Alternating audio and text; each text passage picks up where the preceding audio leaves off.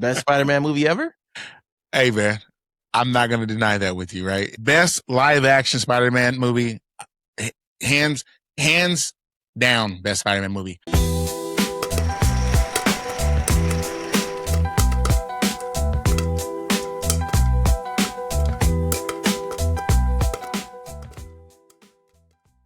It's a brand new day, and welcome to Fresh Popcorn Podcast. It's your boy Juice. And it's your boy FENiX. What's going on, y'all? What's going on, man? Spider-Man, brand new day. Hey, bro.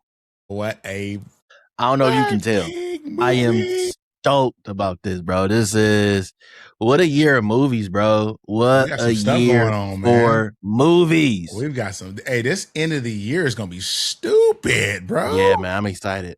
I'm very excited. Stupid. So y'all know what we're here to talk about. We're talking about Spider-Man, brand new day. All right. Just came out Thursday. Okay. I've seen it twice, 2 times. Okay. I've also seen it 2 times. Okay. So if y'all ain't seen it, hey, listen, if y'all ain't seen it, it's about to be a spoiler alert. So you might want to This is going to be a spoiler alert. We're not going to play through the movie. We're going to jump around, kind of talk about our favorite moments, some things we loved, some things we didn't like. Yes. But this is a spoiler alert. So did you see this in a special theater? Nah, bro, just Dolby Cinema. Okay. So I think you asked me that because you want me to ask it back. So I will do the justice. Go ahead. Did you see this in a special theater?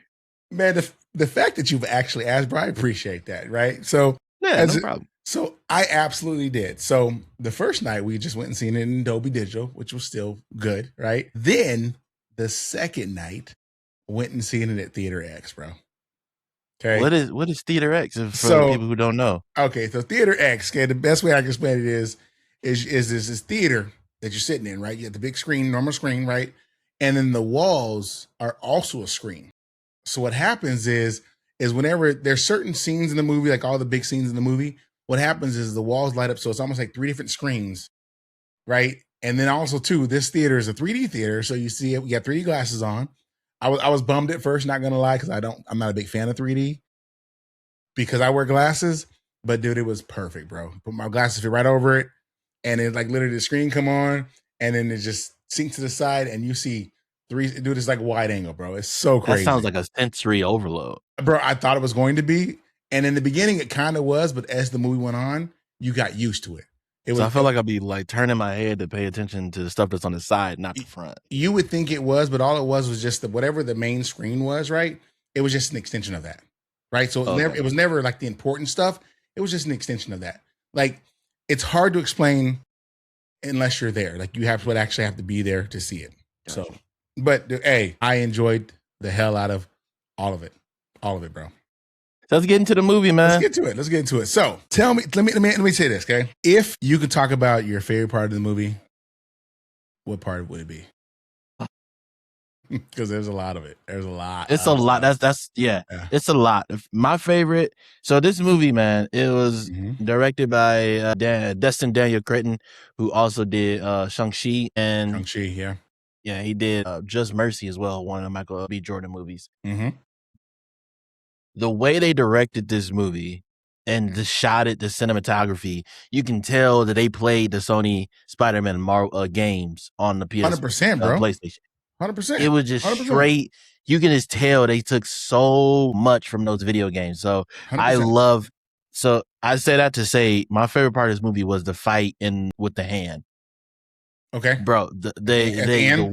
At the end, the fight that Spider-Man had with the hand, where, spoiler alert, Jean Grey asked him, played by Sadie Sink, asked him, "Who are you, Peter Parker or Spider-Man?" He said both, then just went berserk. He blacked out. just went berserk. And then one of the biggest gripes I've had with trailers, you saw the climax of this fight in the trailer. Like, I don't do that. Yeah. So like watching it in the movie, it's still amazing. Like I said, it's still one of my favorite scenes, but it took like just a little bit of a notch down because I've seen it in the trailer. And I try not to watch trailer. It was in the first initial trailer that they dropped Spider-Man, and like that just it ruined this a little bit for me. But yeah. FENiX, what was your favorite part of this movie? So, not gonna lie, bro, that was my favorite part of the movie as well. And I know people gonna hate us and talk stuff. Man, y'all agree too much, right? But it was very, very, like, the cinema was so good, and the choreography, how they put it together was so badass, man. I will say there's certain things about the movie I really, really, really, really enjoyed, right?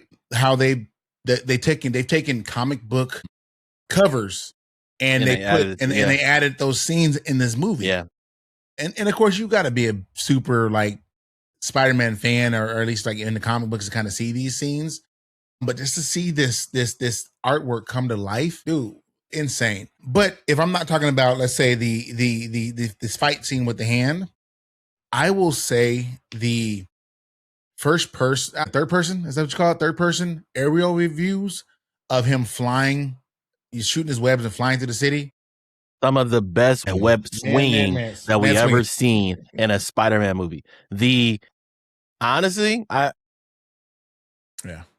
might be.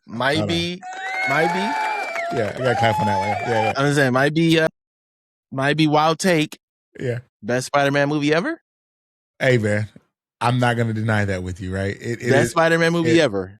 Best, let's say best, I guess you would say real life. Is that what they call it these days? What do they call it when it's like not animated?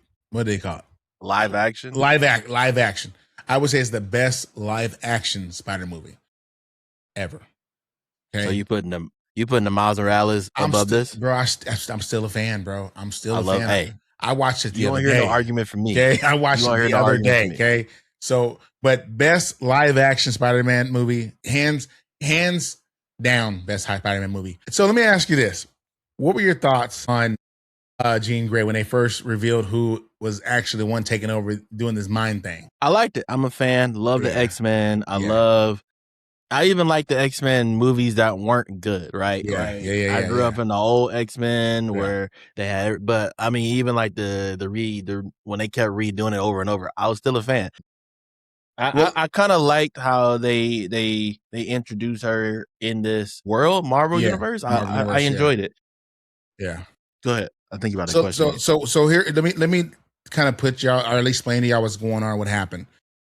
In this movie, there was a point where there was this tank that's driving down the street. Of course, it's in New York, right? Manhattan or whatnot. And Spider-Man's trying to stop it. And everything he throws at it is going through it, right? And then it gets to a point where he finally stops it, but he stops it at the place where it was headed to. And then when he turns it's flipped over, he opens the top of the tank, and there's this older lady in there, and this person speaking to them. And the next thing you know, the old lady switches, and she goes back to who she was, like as far as like a regular old lady. And he's like, wait, what? And then the SWAT behind him, one of the guys that SWAT behind him, started to talk to him almost in that same tone as the old lady was talking to him in. And so he turns around and he's like, what the hell? And like he noticed something had changed and something moved. So what he tried to do is he shot webs at that SWAT guy's feet to make him stand there because he thought maybe he tried to take off. But next thing you know, that voice jumped. And so you start to realize that there was a jump from person to person of whoever was taking over this tank. So it jumps, and Spider-Man trying to figure out who it is. So he's chasing them down, trying to get it. And you see it like it go from one body to the next body, the next body, next body. Like, it was just moving like the plague. And then finally, when he gets to where that body, I guess you would say, that particular person was taking over these bodies was it, they kind of gave them an information of what was kind of going on, right? So this particular person threatens MJ. And so Spider-Man's like, I'm going to get there basically before you get there, right? Because he now knows where MJ lives, or the other person, I guess this person has jumped from body to body. So Spider-Man is racing to get there. This person gets in the helicopter. Spider-Man chases the helicopter down, webs it up, right? And what he does is he kind of has this internal system, kind of like how Iron Man does, where he can speak to it and it'll tell him certain things. So he asked, like, measure the distance from one person to another to where you notice that this person's jumping. So he realized it was like 33 feet, right? So then he webs this helicopter up, which this internal being is in this person, right? And he's like, oh, well, I realized that you can't jump no more than 33 feet. So now he goes to get MJ. So Once he gets MJ, he takes off. He's like, I got to get you out of here. MJ doesn't know. Because again, if y'all remember the previous Spider-Man, he took their memory from them. So MJ, and what was his buddy's name? Ned Leeds? Ned. So MJ doesn't know he's Spider-Man. So now he convinces her to leave with him. He takes off. He's slinging through the city, right? It gets to a certain point where no one knows where they're at. So he's, as he's talking to her and trying to tell her what's going on, she starts coming on to him and telling him, oh, she misses him and this and that. He still hugs her. They kiss. And then that same voice triggers and basically was like, this ain't who you think it is. Enjoy the hug, enjoy the kiss, because I got here as well. Dude, it was so crazy. So there's a point where he pushes back. He's like freaked out and can't believe this is happening. And they're on top of this building and there's this sign and there's just like this plank. And as he's talking to MJ, or he's talking, through MJ, the voice is, MJ basically falls off the side of the end of the plank. Spider-Man jumps down, and in the middle of the fall, that person leaves MJ's body, and MJ realizes that she's falling. Spider-Man grabs her, brings her close, falls on the ground, whatever.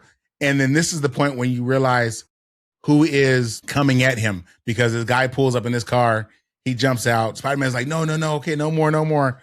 Whatever you want, fine, I'm good. Please don't hurt her. And then the guy's telling him what he's looking to do. And then he sees this chick in the back seat.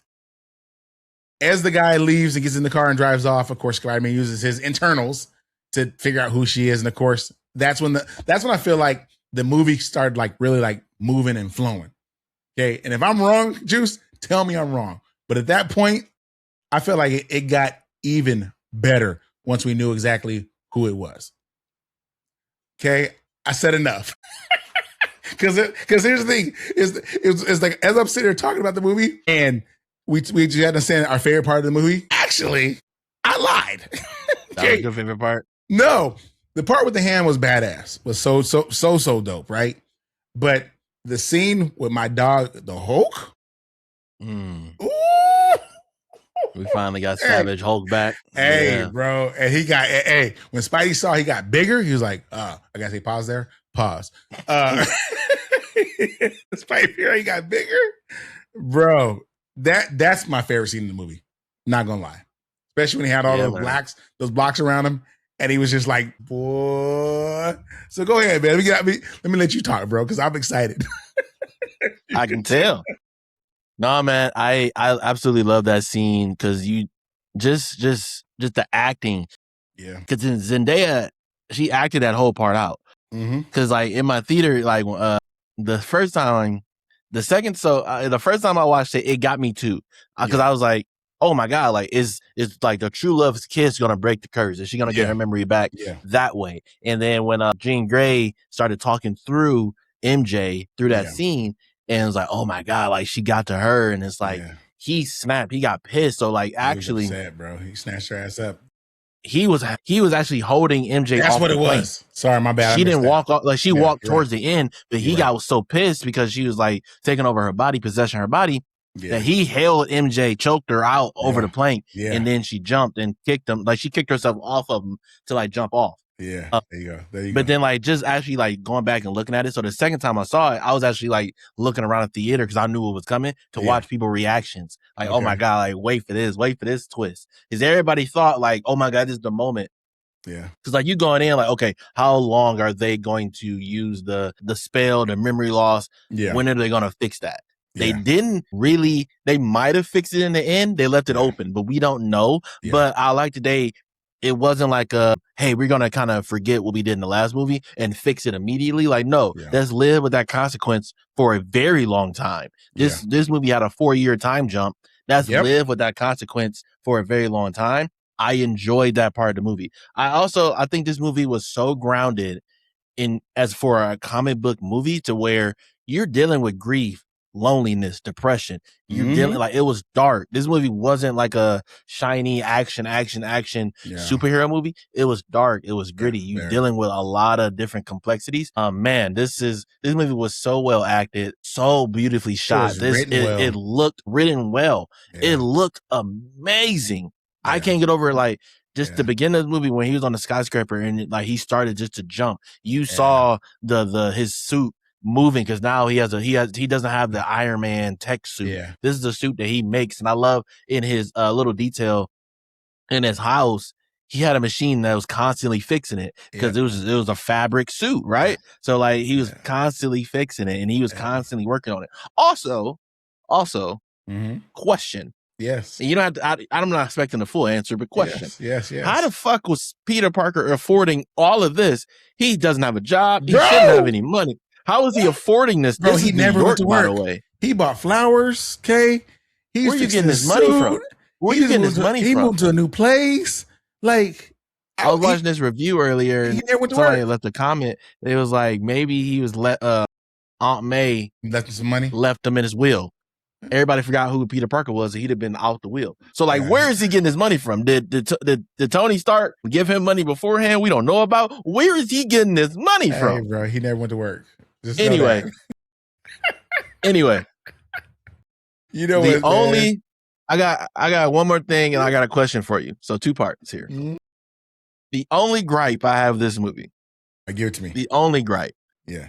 Punisher in this movie, I love Punisher. I always think it's hilarious how I see like arms. Mr. Barathol.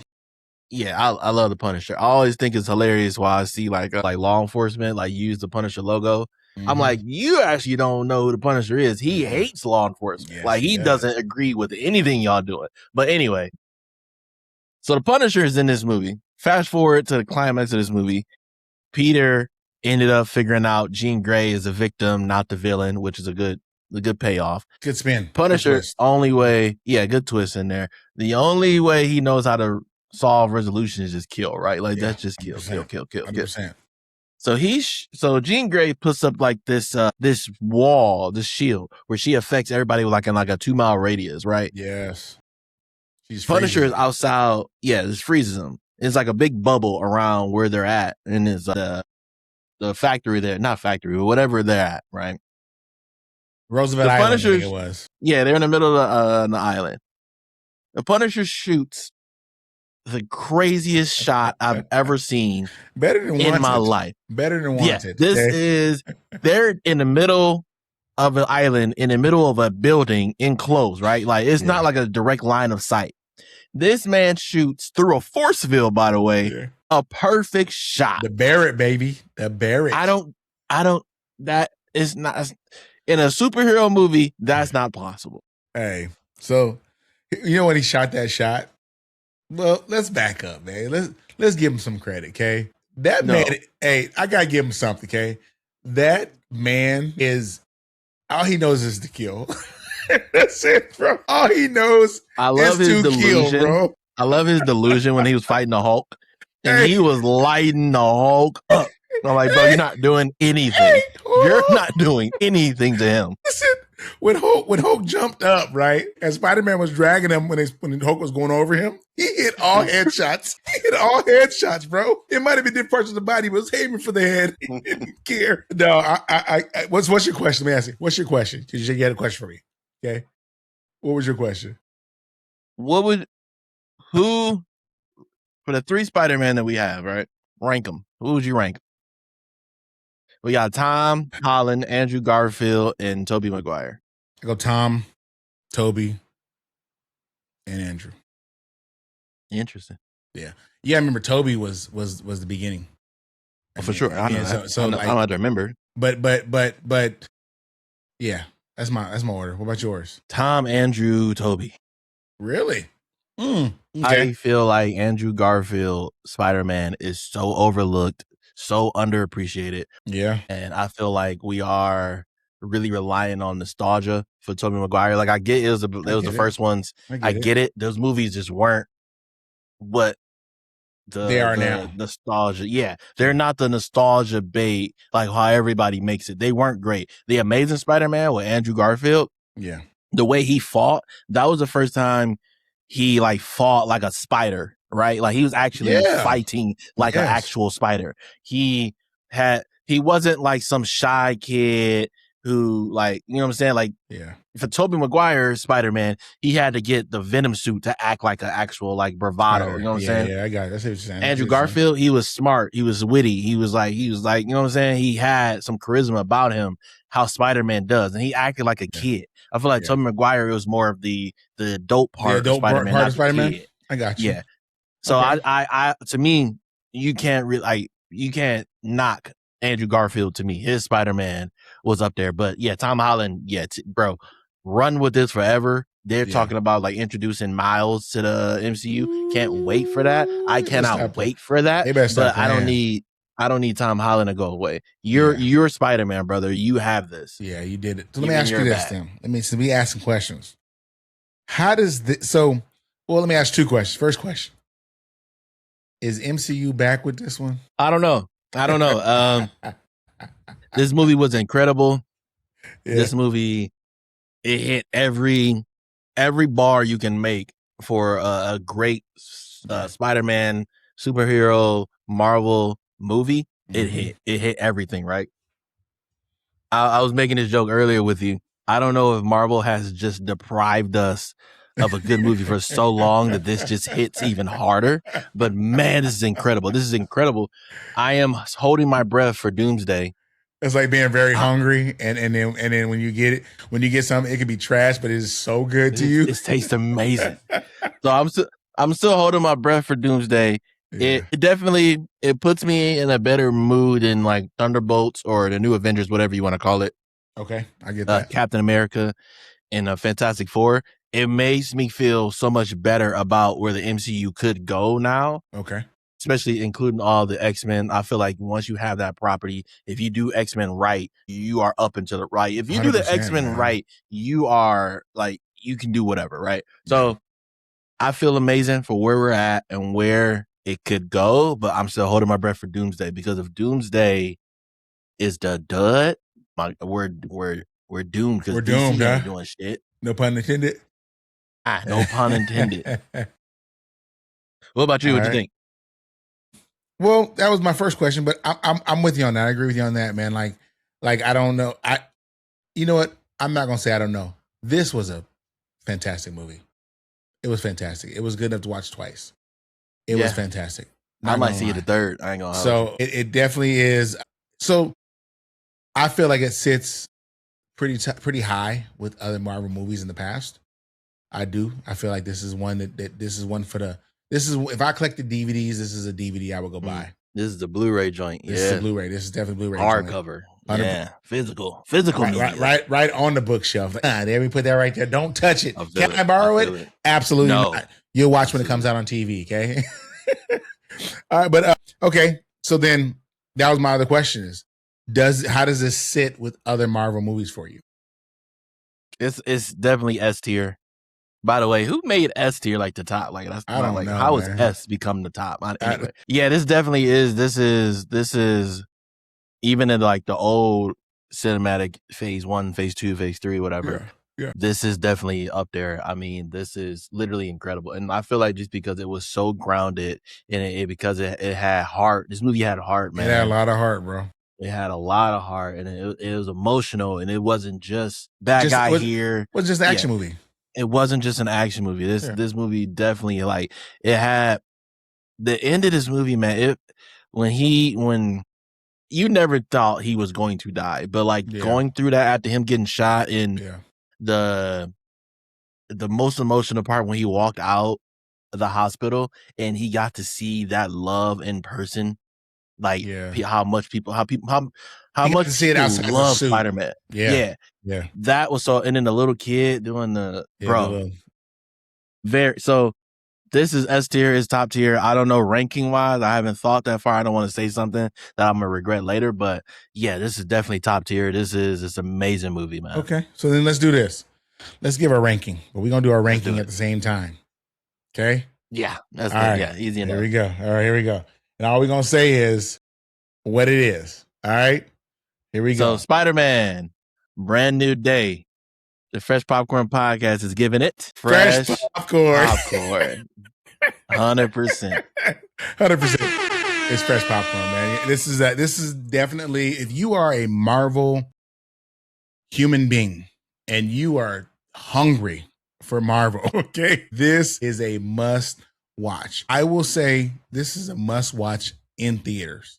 Absolutely, in theaters. And no, it's not a big IMAX film or anything like that. Again, you can go see Theater X, but this is a must watch in theater. When it comes out, this is another must watch. If you're sitting on the couch and you turn the channel, it's on. This is another must watch. This is absolutely fresh popcorn. And you know us, we've been doing our best, our absolute best, not to give everything a fresh popcorn. But this is definitely, we'll fight you over it. Okay. Mm-hmm. So if you've seen it, let us know in the comments what you thought. If you liked it, if you loved it, if you think we ranked it and rated it wrong, let us know, man. We want to know. Straight up. For sure. All right. So, hey, bro, you got anything else, my guy? Hey, please go see this. Please drop a comment down below. This is fresh popcorn. We know it's fresh popcorn. Yeah. Fuck what you say. Honestly, like, if you don't agree, you're wrong. Sorry.